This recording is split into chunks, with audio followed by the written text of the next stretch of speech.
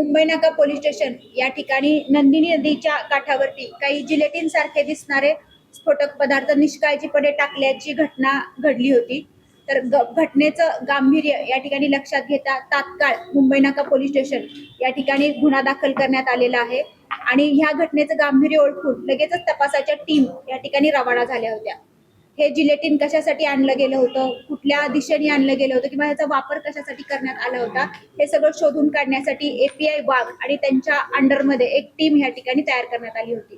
तर ह्याच्यात सर्वात मोठा फायदा जे नाशिक सिटी पोलिसांनी CSR फंडामधून जे CCTV बसवण्यात आलेले आहेत, पूर्ण नाशिक शहरामध्ये ते CCTV बसवण्यात आलेले आहेत।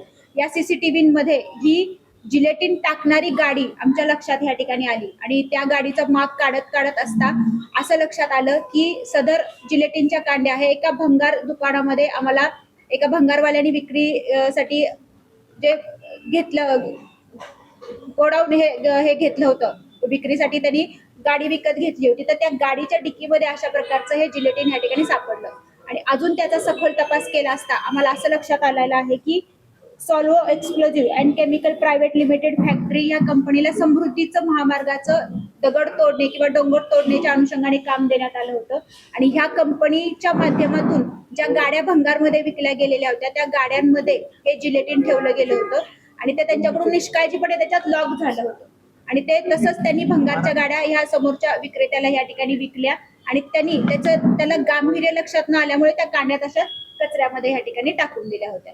तर या गुन्ह्यामध्ये रिहान शेख, जकीर अख्तर आणि Solvo explosion chemical private limited फॅक्टरीचे अशोक कर्डक अशा तिघांनाही या ठिकाणी आरोपी करण्यात आलेला आहे। तिन्ही आरोपी ताब्यामध्ये आहेत।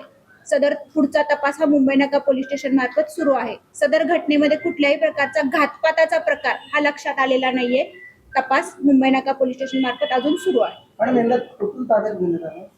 ह्यांना वेगवेगळ्या ठिकाणाहून ताब्यात घेतलेलं आहे। ज्या जिलेटिनच्या कांड्या होत्या त्या पूर्णपणे एक्सपायर झाल्या होत्या का, त्यात काही हो, होत्या का एकूण ज्या युजफुल होत्या? 3008 जिलेटिनच्या कांड्या सापडल्या होत्या आणि सगळ्या कांड्या एक्सपायर झालेल्या आहेत।